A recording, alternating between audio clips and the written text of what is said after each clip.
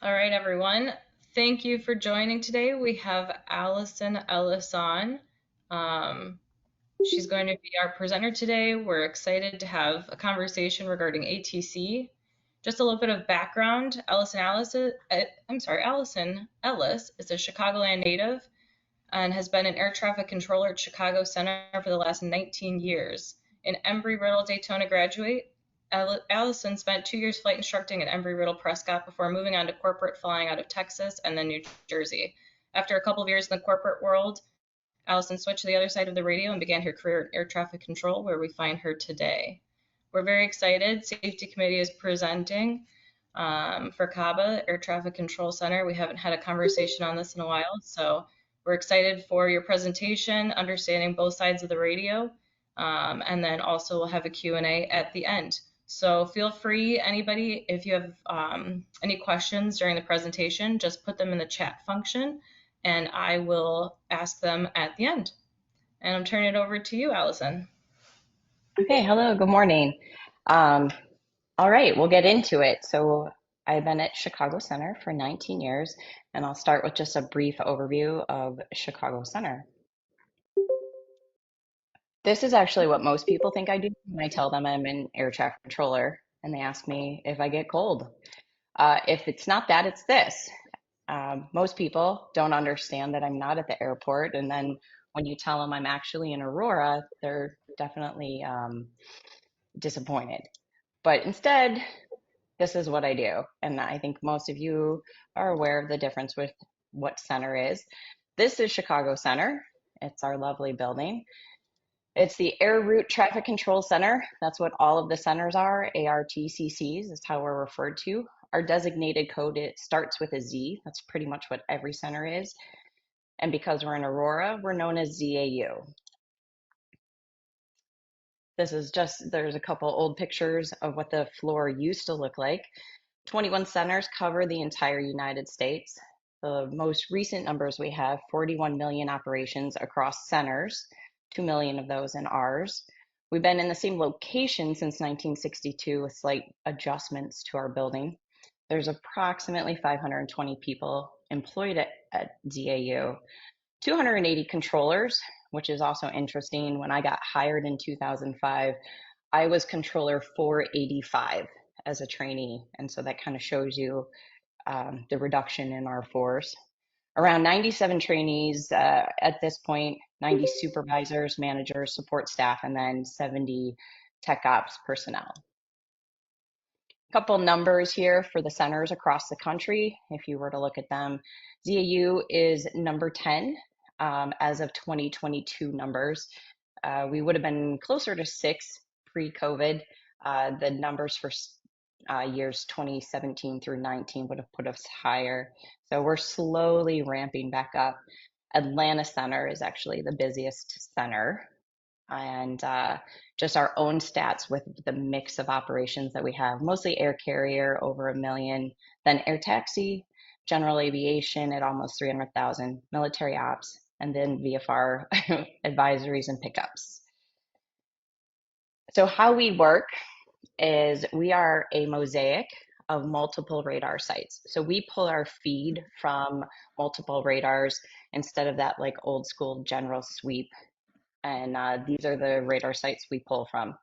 This is just a depiction of these centers across the country. And you can see as you get out west where there's less traffic and fewer airports, the centers are much larger. And as you move towards the East Coast, it's much bigger. This is the square miles, and as you can tell, like we're kind of mid-range. Atlanta being the busiest is actually one of the smaller centers. We cover 7 states. So we go from Des Moines, Iowa out to the west, and then out towards the Indiana-Ohio boundary in Indianapolis. We work with 4 other centers, Cleveland, Indianapolis, Kansas, and Minneapolis. And I'll kind of touch on that in a little bit. We are divided up into 8 different areas. So if you were to walk through our building, there's a center aisle that you walk down, and then there's almost like 8 pods that kind of stem off of it on each side, 4 of them on each side. Those areas are then divided up into individual sectors. So my area specifically has 7 sectors.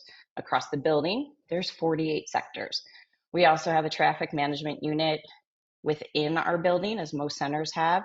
And actually, Chicago Approach has their own traffic management unit, and then they coordinate with the command center for all of your flow programs and miles and trail.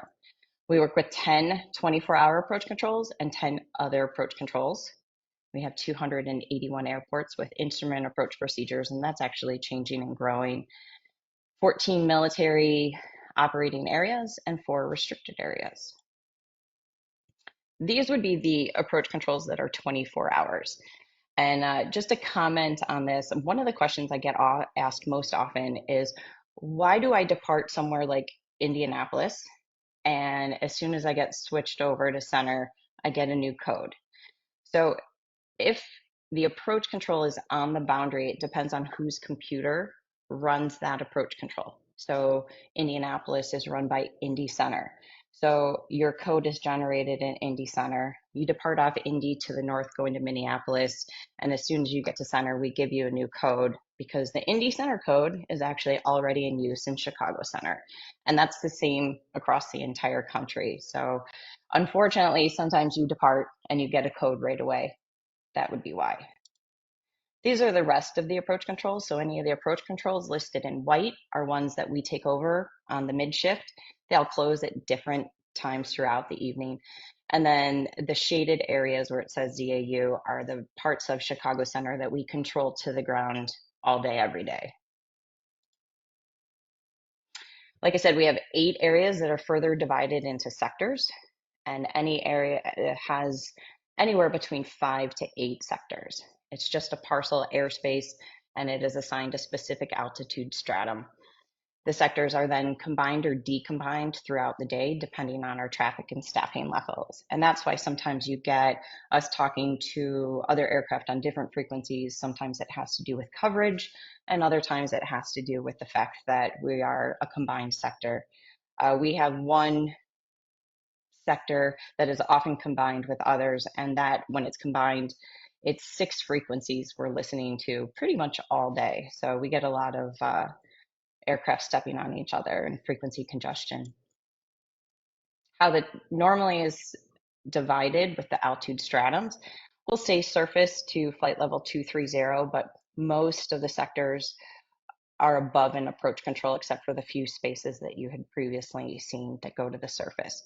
That would be why when you get departed, you go to the top of the approach control, and then you always get stopped at 23. It's pretty standard across the country that's where the low altitude sectors are stopped at level 230.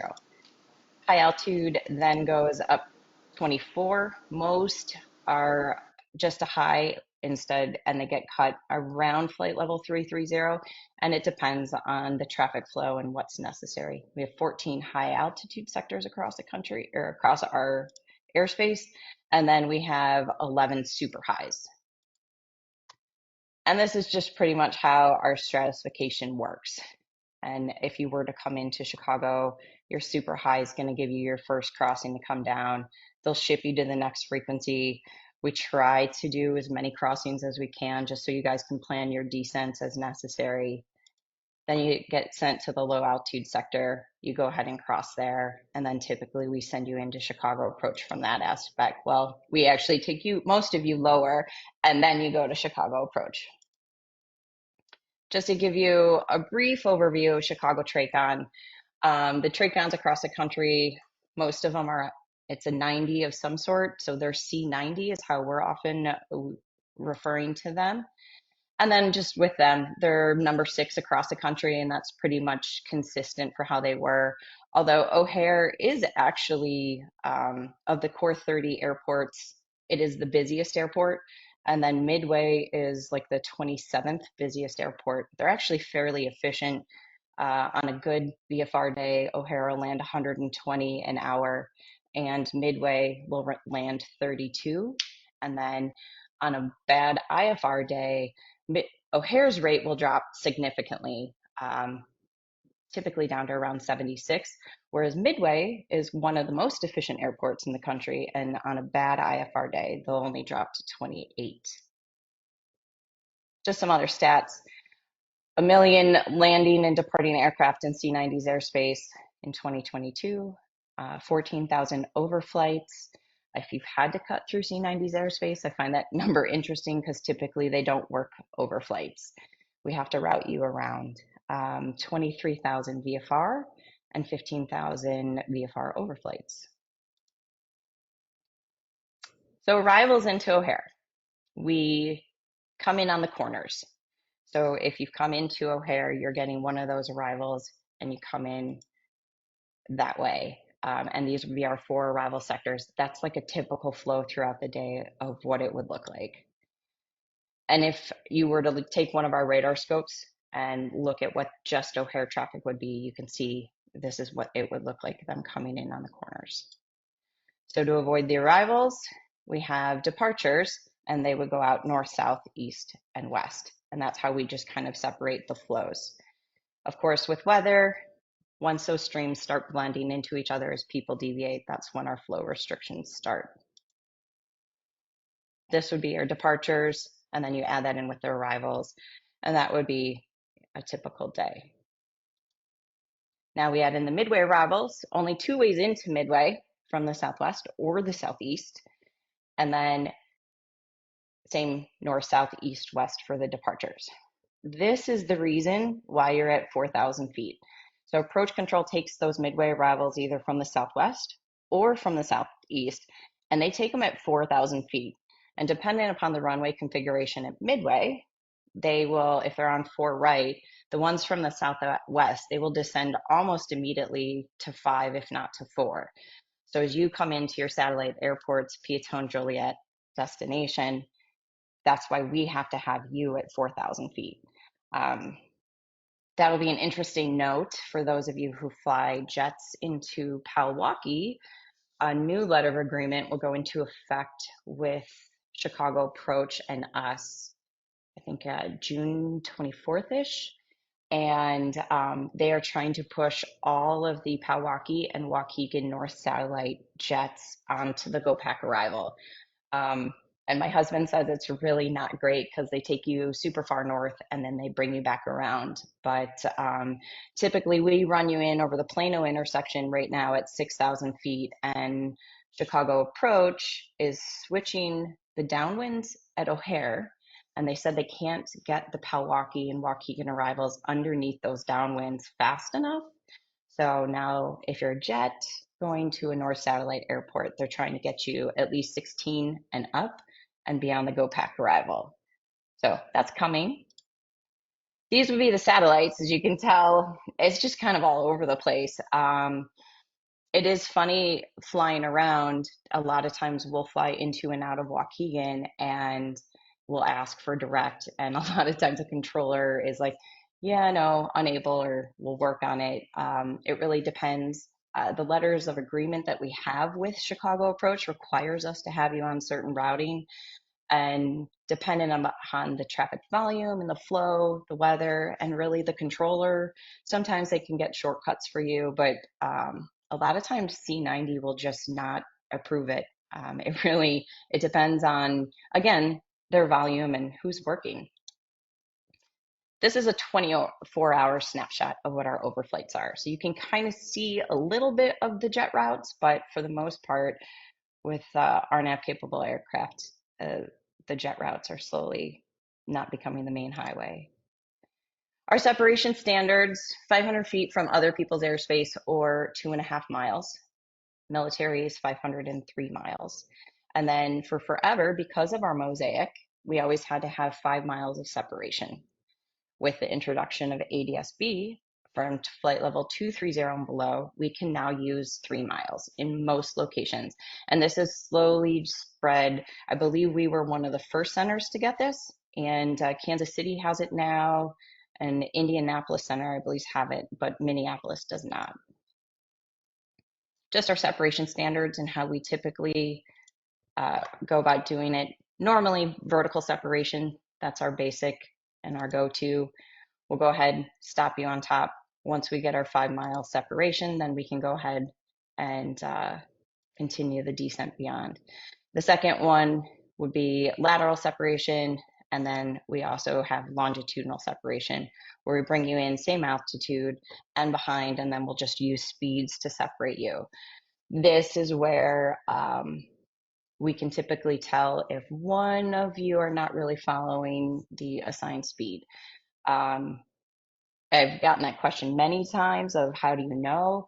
And what our rule of thumb is 7 knots per 1,000 feet.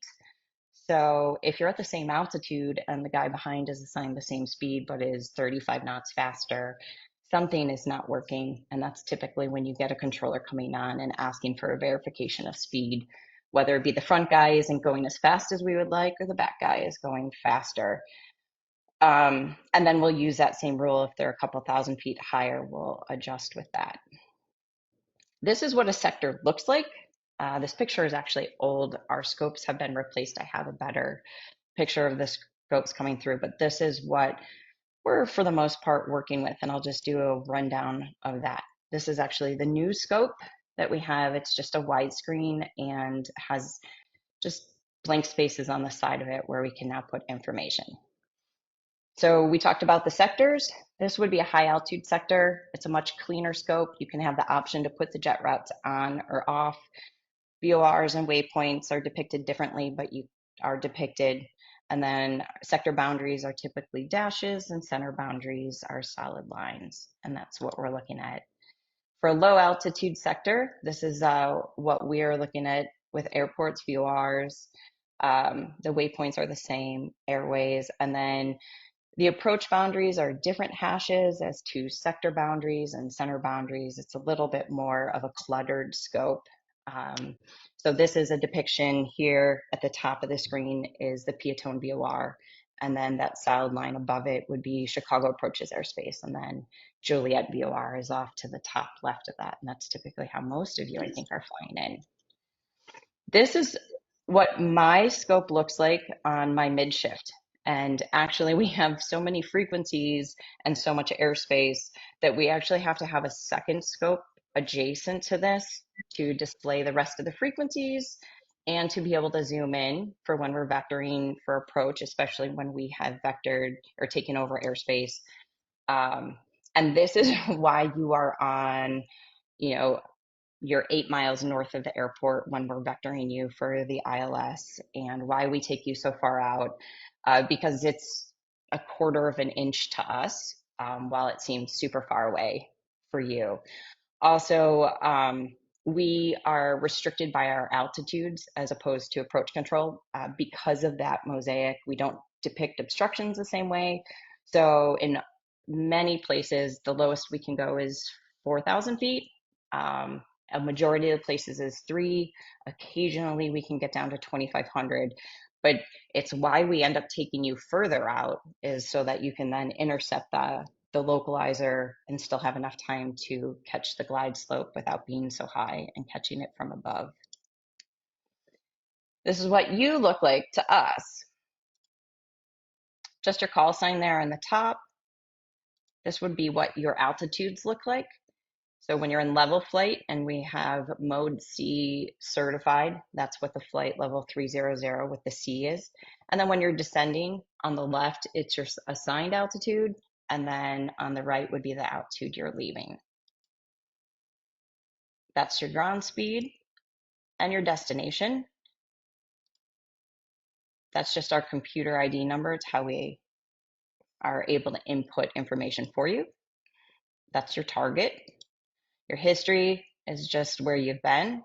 The line actually in front of the target is one that you can extend and retract completely. It's a 1-minute line. It predicts where you will be at your current speed if you maintain that in 1 minute, and we have the option for 1, 2, 4, or 8. That's our 5-mile, we call them bubbles or halos that we'll use for separation. We now have the option to put a 3-mile ring up. And then when you get handed off, that's our only indication, is just the R on the side. That's the only difference we have for when whomever, another sector or approach control takes your hand off is the R. This is one common question, and even as a pilot, I remember hearing, I used to fly with a guy who every time we would get close to leveling off would just start identing. And I remember him telling me, well, it's because you flash on the scope. And, so he was trying to alert the controllers, hey, we're about to level off. You don't flash. And I mean, it's the terminology too. Everyone's like, okay, here's the flash when you ask them to ident. The only difference is your target changes from the slant to horizontal lines. That's all we've got. And then I asked approach control to confirm with them, and they said that for them, in the bottom corner of your data block, it it'll toggle with the speed. So where the 229 speed would be on props one, it'll toggle 229 and ID. So that is the only part that will flash. But yeah, it doesn't actually flash for us, it's just horizontal lines. A couple questions I've had also about CPDLC. So this is a different target. The blue on the scope is what I guess you could say weather would look like, but this is just AP. There's actually a ton of, this is Boiler VOR and right by Lafayette Airport. And there's a ton of wind farms out there. We get a bunch of especially if it's humid, it'll just kick up what would be precip for us. But this is what a 3-mile target would look like. We have the little snowballs instead of the slash. And we'll get the same indication when you ident as ADSB or 3-mile. The little green indicator next to the 2-3, that's what we use to mark you on or off frequency. And then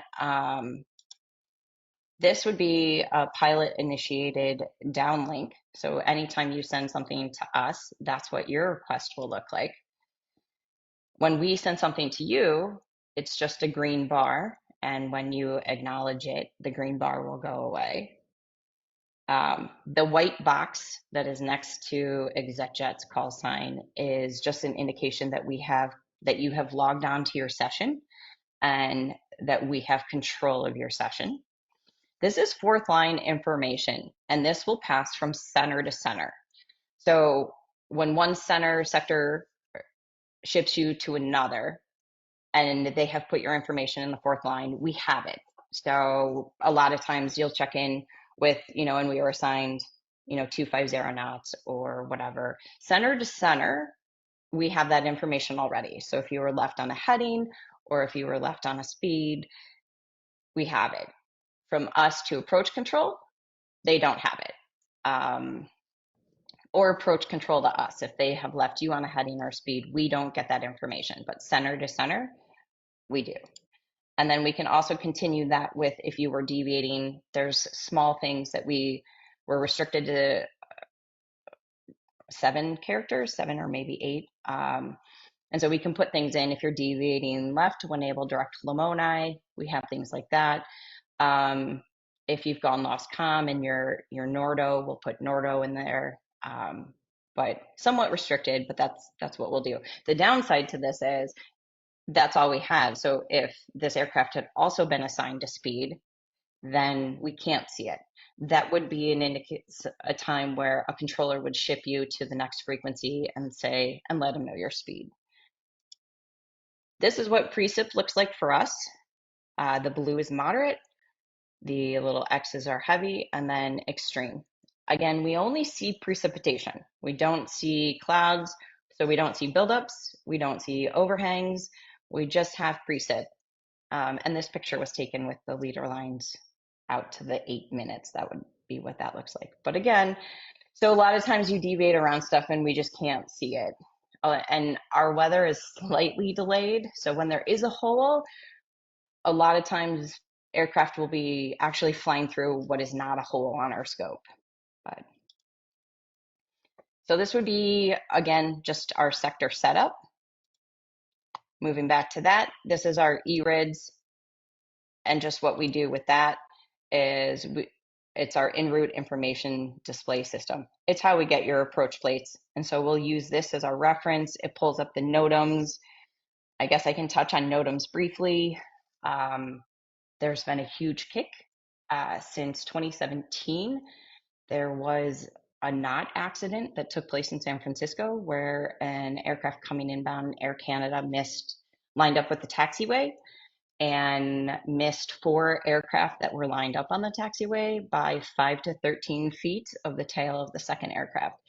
That kicked off this huge thing. They had missed that the parallel runway was closed. So the FAA has, of course, gone with that, read between many lines, and are now requiring us to read all of the NOTAMs. Even if the pilot states they have the NOTAMs, we can't ask you if you have the NOTAMs. If you come on and say you have the NOTAMs, that still doesn't satisfy the requirement.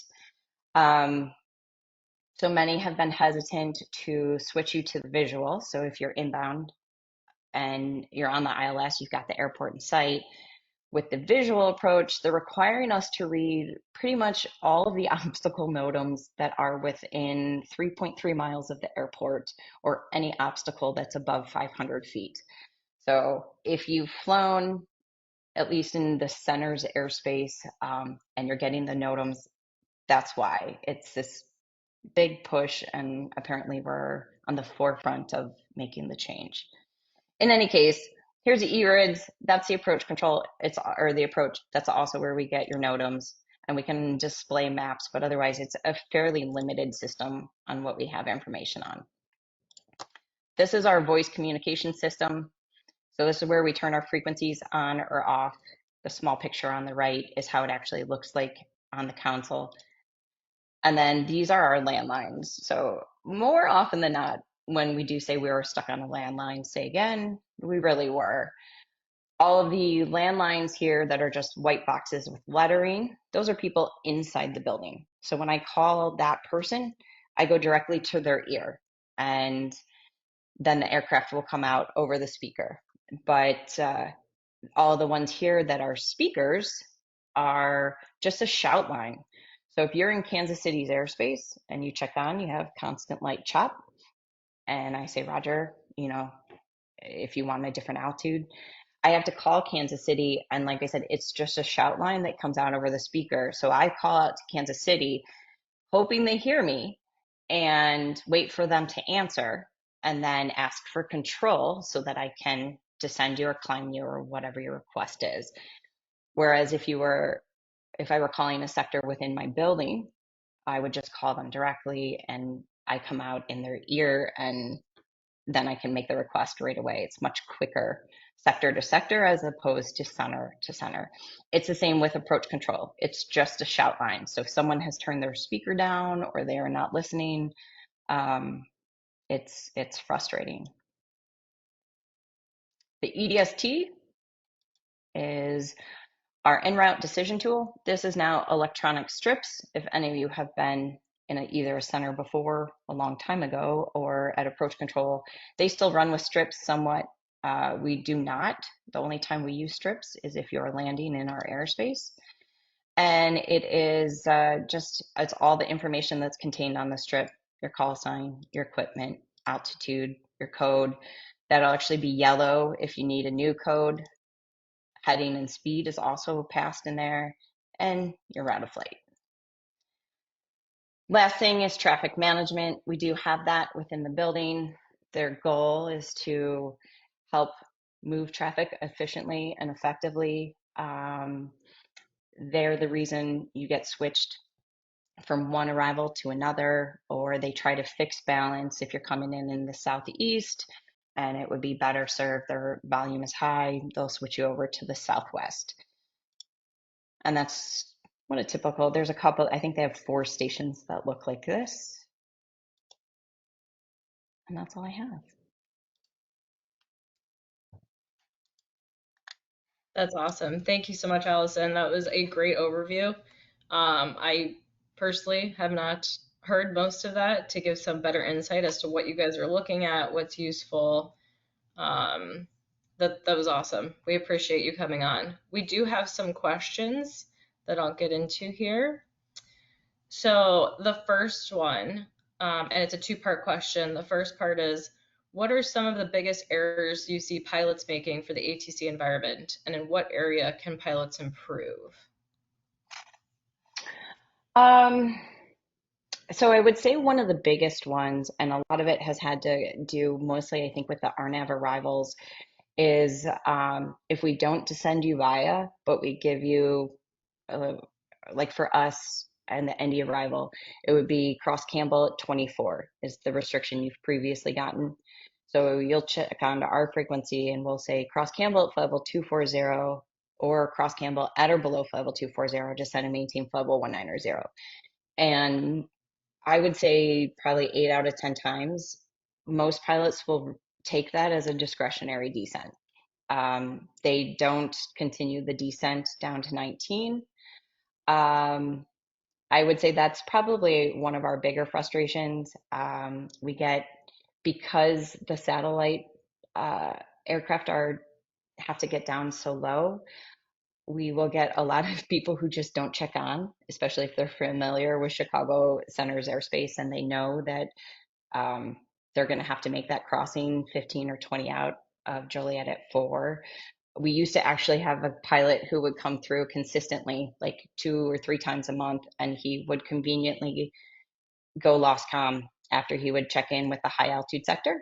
And then he would like miraculously show up about like 10 miles south of the Piatone VOR at level 240 and then try to get into Pelwaki from there. And it would happen every couple weeks.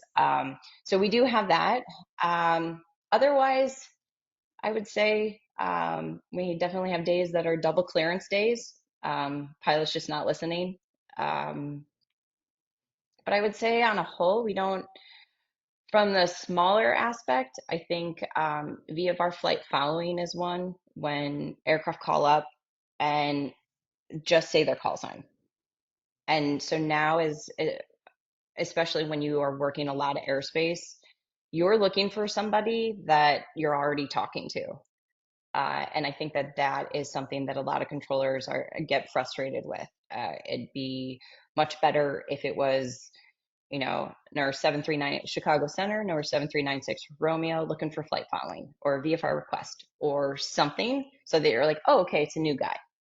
Whereas if they just call up with their call sign, it is you're looking for someone you're already talking to. So I think that is also something, a complaint I hear often.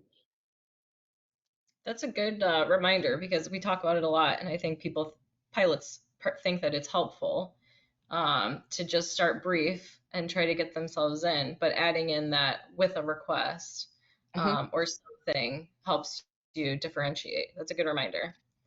Or even if you are looking to pick up your IFR, you're airborne off of Valley or airborne off of Kankakee, looking to pick up your IFR. Now I know I'm looking for your flight plan as opposed to trying to generate a code for you. Like same thing, like just your call sign and your initial intent, that is definitely helpful. That's good. That's a good reminder. Because yeah, like I said, people think they're being helpful, and it's actually creating more creating Right. more work, which is not the intent. We have an opinion here. This isn't a question, but going against Bill's, because I know Bill's complaint with the GoPack arrival. But we actually have someone that says, "Thank you for the GoPack arrival. We'd rather be at 16,000 feet versus 6,000. We can go fast, be above VFR training aircraft, and out of low-level icing during the winter." So you Yeah, got a thumbs up on that one. there you go. Yep. Well, we do have, and there's plenty of controllers that will call it the GOPIC because we're like, it's Chicago Center. We should not be saying Go Pack, but it should at a minimum be the Go Bears arrival. But We have another question here. Someone's curious, have you noticed a large increase in spoofing and jamming incidents recently? um, not really, to be honest. We know that we get notifications when there is scheduled, like military practice jamming that typically happens down in Indy Center, but it extends just to our boundary. Um, Otherwise, no, we've not had very much interference. I think even in my time there, I've had one occurrence where something was going on, but otherwise, no. But That's a huge increase, probably almost at least, if not weekly, probably every couple days of laser illumination. Oh wow, okay. Yeah, Do you all know if there's like any Sorry, I was gonna say, do you know if there's been any outcome from people reporting it? Do people, are they actually finding the people doing it, or? We try. We had one that was occurring every Friday night. There is a midway push that comes in right between like 8:45 and 9:15, and it would happen every single Friday night. During this push, one of the midway arrivals would report it. The ones behind them would 100% confirm it was there. Um, it was in the town of Morris, right as they were coming in between the ND Waypoint and Stickney. And I did actually have one Southwest who was like, okay, and he circled. So when we have a laser illumination event that takes place, we fill out the information. We have a couple of forms. Oh, that's another. We have a couple of forms we fill out, and then they notify the authorities. And in this case, it had been happening for a good 10, 15 minutes. And so the police had actually been dispatched. And we had one Southwest that actually circled and was like, nope, the police are like, it was in a subdivision of some sort. And he's like, they're like 2 streets too far south. So this guy was like trying to kind of give like a progressive to the police officers to let them know. I don't know if they've ever caught anyone, but they do try to at least narrow it down. But Yeah. I've never had injuries reported, but I've had, that the cockpit was illuminated or whatnot. Yeah. So, and that's another thing too. I guess I could comment on with pilots. So for us, it's a little bit of paperwork, but not much when we need to declare an emergency. We always find it so interesting. There must be significantly more paperwork on the other side for the pilots when declaring an emergency because we have so many situations where you would assume they'd be declaring an emergency, but they're like, no, nope, not an emergency, but requesting, priority or, no delay. It's like, well, that's an emergency. So, That's funny. I think maybe it's framed differently in our heads, where an emergency is more like immediate response on the ground, whether mhm. it's needing fire services, medical services. Um, and if it's not that, yeah, we're always kind of like, no, no, it's not an emergency, but we'd prefer to be on the ground. But I mean, you've Mhm. got a point. If you're getting on the ground priority, that's an emergency. Yep. That's funny. I didn't think about it, but yeah, we really try to avoid the word emergency unless like reserving it for over the top situations. Mhm. In general, I should say. Um, we're kind of going back to the Go Pack arrival here. We have another question. Will the arrivals from Southeast Florida be required to fly the Go Pack, or will they still be able to fly the Macis XR Brave arrival? Um, I'm trying to think if that was still listed in the letter of agreement. Like I said, it just came out. They just released it into, at least it made it accessible to us on Wednesday. Um, that might still, I would assume, yes, that the whole point is to keep you high and get you to the north side. So I'm gonna guess that's still in there. But the other routing over Plano and Piatone and all that, unless you're Lake in the Hills will still be kept down low. But for the north satellites, the other north satellites, Palwaukie, Waukegan, Campbell, those will all be, um, yeah, Go Packer. I would assume over Brave and XR would be fine. Higo. Okay. Changing up some people's consistent routes. We have another question here. Obviously, things changed during COVID, but can people in general still do ATC facility tours? Yes. Yep. Okay, So so those were when, shut off during COVID, but they have recently opened them back up. okay, good. How do you go about scheduling something like that for people who are interested? Um, you probably could contact the facility. Otherwise, you could contact either you and then me, and then we would just coordinate. But otherwise, if you're looking at center, I would be able to easily coordinate that for you. And if you're looking at Tracon, I have a couple of people that I could at least reach out to and find the right person. So I can get back to you on that. And I can get back to you on confirming that. the HIGO route would still be available. That's awesome. Yeah, sometimes it's just knowing where to ask and, if Yep. we've got new people in the area or students, it's always a good option to have that ability to go access it. Um, Another question, more specifically to getting into the career, um, what should young people pursuing a job in your career do to be successful? As in how to get in, I would say it doesn't even seem to necessarily, I know because we're so short across the country, everywhere is super short. Um, I believe they're even doing off the street hiring. Um, and as for from there, um, I think what we have found interesting with a bunch of our new hires is I would say, how about new hires that seem to be struggling? It was really just a lack of motivation.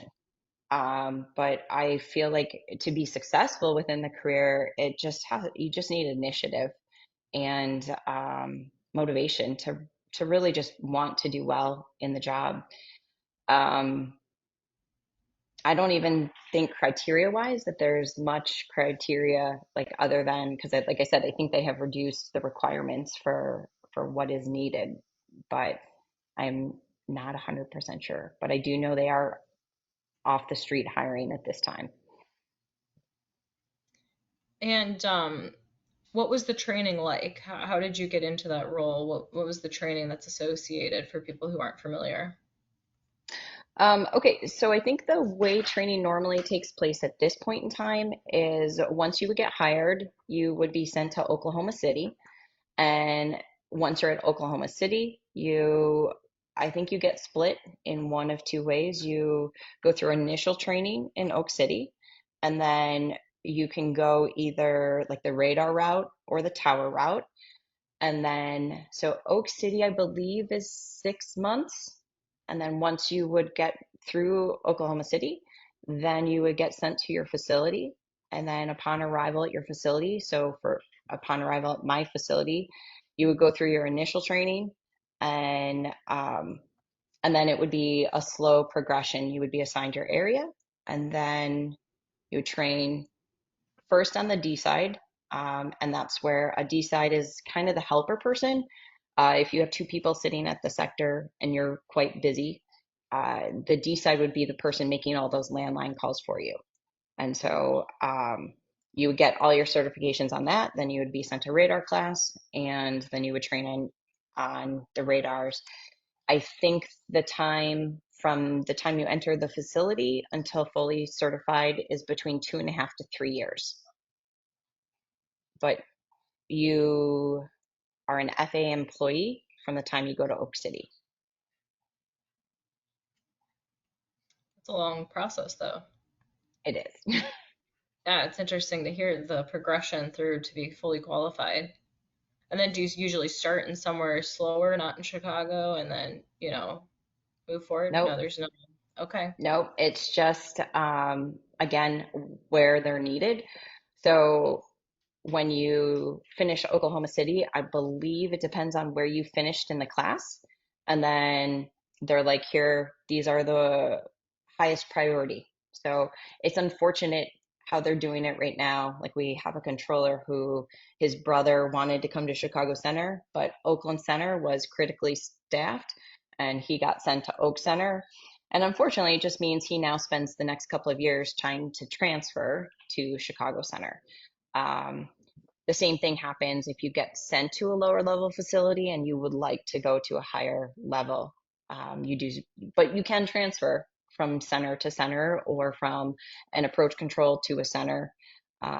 We have a lot of controllers who were at Moline first or Des Moines and then eventually made this switch up to center level.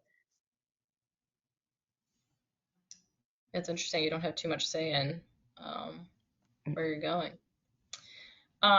So we talked about the facility tour from the, outside perspective. Have you seen any interest in controllers to come out and see airplane operations, like flight department operations? So it's funny, we have talked about that a ton recently. I've kind of been pushing this. When I first got hired, I would say at least every couple of years, we would have a pilot panel. And we'd have corporate guys come in, we would have airline guys, and they'd spend the day at the facility and at least allow like a question and answer session that would go between the controllers and the pilots. So in the sense of outreach, it was more so us bringing people in, but helping us get a better understanding of what the pilots are going through. Um, but yeah, that's funny. That's a point I kind of wanted to make. I would say most controllers don't have like a good understanding of A, what's going on in the cockpit, um, or B, like what exactly is needed for certain things. I was actually originally in one area, and then when they did an airspace redesign, I got moved to a different area. So I went from the departure area to an arrival area. So when I had just moved over and I was in training, one of these older controllers was complaining about an aircraft who was like, yeah, we're not going to be able to make that crossing. And he was grumbling about like, oh, just pull the throttles back and, drop it down. But this is ridiculous. And he's all mad about it. I'm like, well, he can't. He can't pull the throttles to idle. Like they're in icing conditions. I'm like, you can't pull the throttles to idle in icing conditions. And he was like, what? And it's like, so my previous experiences really helped me, in the sense of like being able to understand that. But he was like, I've never heard that before. Okay, well, but so FAMing, so we had a program where you could go and you could ride on uh, airliners, and I think that helped a little bit.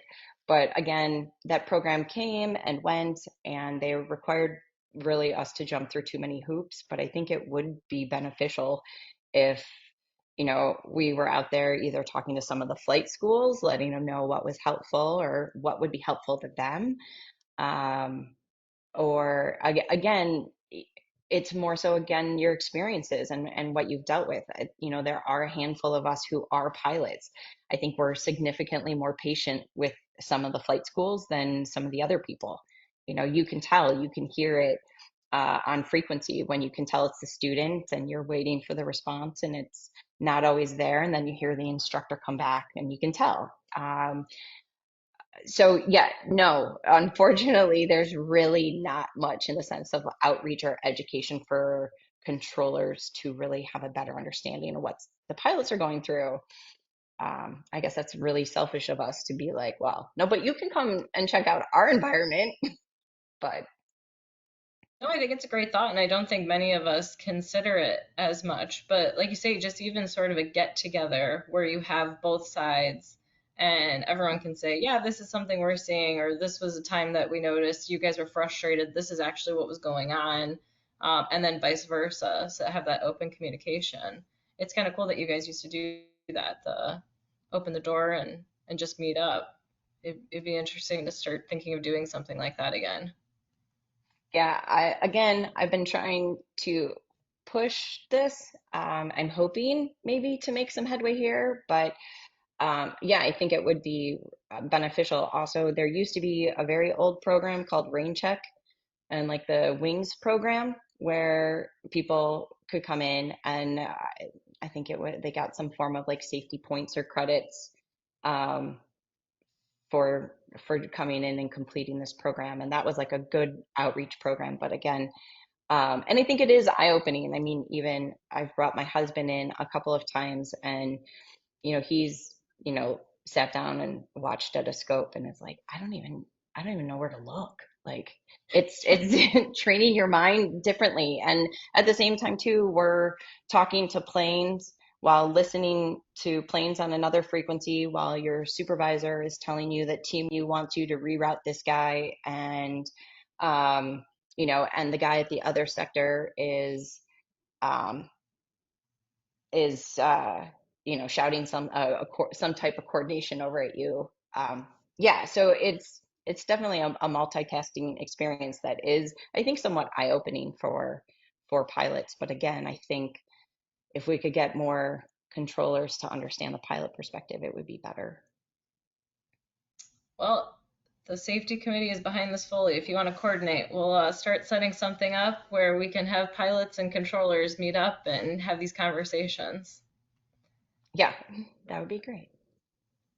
Another question that we had from somebody was, aside from your person that chose to be lost comms consistently, have you had lost comms scenarios um, that you might be able to share that would be useful to learn from? Um, I would say probably listening to guard is probably our biggest. I'm not sure how else. I mean, I know that one, just in my own experience, my husband and I were flying and um, we were actually going through Terre Haute Holman approaches airspace. And I was like, I don't even know this frequency. So we must have been on their far south frequency. He never switched us to the north frequency. And then he shouted out for us on guard. And so I responded, I switched to the frequency I knew. And he was like, and I'm like, hey, I heard you on guard. Like, we must have lost you. And his comment to me was, oh, VFR aircraft listening to guard, that's unusual. Um, and so I was like, oh, it kind of is. But, and I would say too, like, it does seem like for low flyers or, VFR aircraft, most of them don't listen to guard. So maybe in that, listening to guard, just having it on the number two. Yeah, yeah, it's practice we use at our department and Mhm. has helped several times. But you've never had a situation where someone has gone totally off and trying to coordinate finding them, or what they did that might have been incorrect, or you've been usually been able to Um, get people. Normally we are, I mean, if it's someone up high and they typically they just get out of range of the receiver. And what ends up happening is if it's not GA, we end up calling the company and asking dispatch to send some type of ACARS message. Um, Again, with CPDLC, we can now uplink a frequency, and that has actually come in handy a couple of times, at least recently. But otherwise, it's normally just getting out of range, and I guess if it's quiet for a while, like check in. Yeah. We also did have somebody said that they were a part of the rain check program, and it was 3 wings credits. Okay. So yeah, I don't have say over the wings credits program, but like I said, starting a forum or something between the safety committee and ATC would be awesome.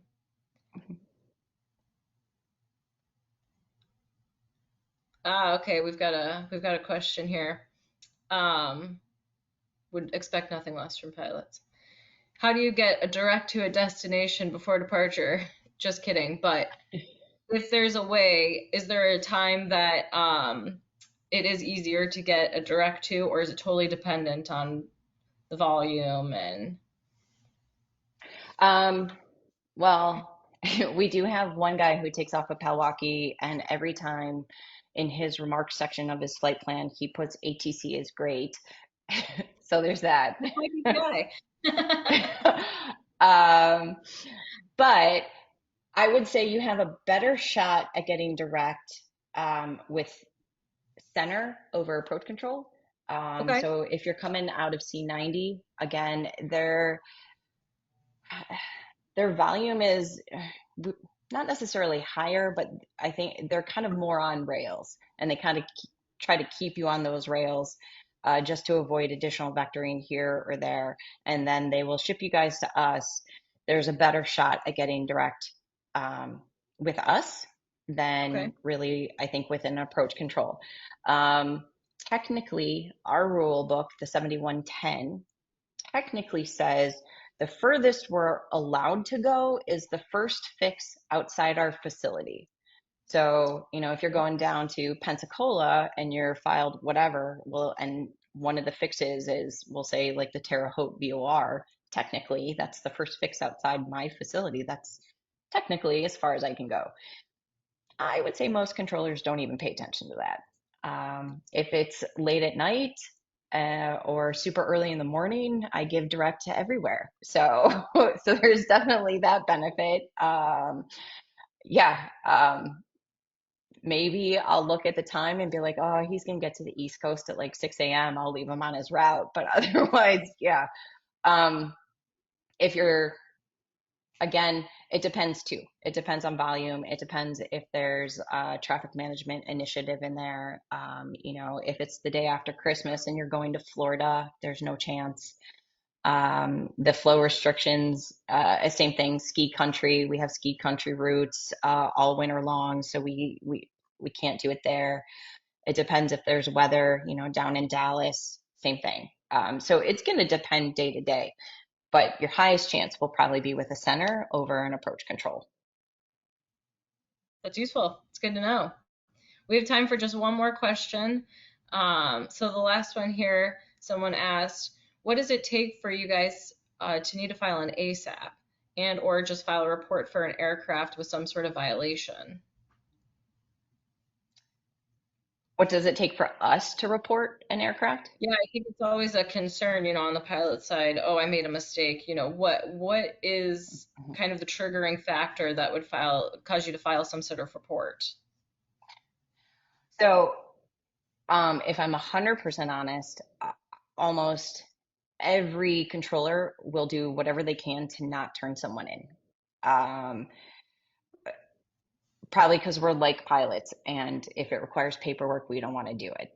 So, it would have to, typically, if it causes a loss of separation, or if it causes some type of huge issue, problem, and the pilot is um, not nice about it, um, then I could see them turning them in. Uh, so let's see. I know that we have had a couple of situations where I've had to give the phone number, and that normally had to do with um, TFRs, not checking the TFRs, and especially if they're trying to get out of Chicago approaches airspace, so they'll call us VFR, and unfortunately there was a TFR for whatever. And what will happen, like Chicago approach will be like, hey, follow this VFR, and if they call you, we have a phone number for them. um, and yeah, so normally it would have to result in some sort of airspace violation or loss of separation, that would require us to read back, hey, I've got a number for you to copy down. And then what that ends up doing is you end up calling our operations manager. They go over the situation. And then from there, it kind of is determined at that level if like they proceed forward with something.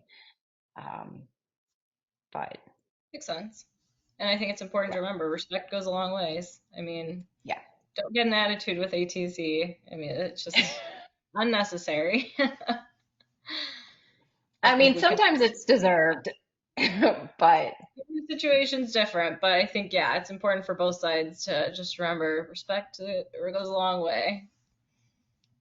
Um, well, I think that's all we have time for today. I want to thank you personally and on behalf of the safety committee. This was one of my favorite webinars that we've done.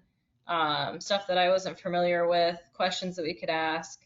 I want to put it out to our members. If you have any follow-up questions, fortunately, I work with Allison's husband, so I can harass. I'm just kidding. perfect. Um, harass with some extra questions. So if anyone has anything after the fact, please feel free to email me. My email's been attached in all of the events information that has been sent out, and I will get that information to Allison and see if we can come up with more answers. And this recording will be also sent to our members. So all of this information will be available. Um, but man, thank you again, Allison. This was awesome. We appreciate Absolutely. you coming on and filling us all in. We've got some thumbs up going here. And with that, we will wrap up our webinar for today. Sounds great. Thank you so much for having me. And yeah, reach out if you have any further questions. Fantastic. Thank you.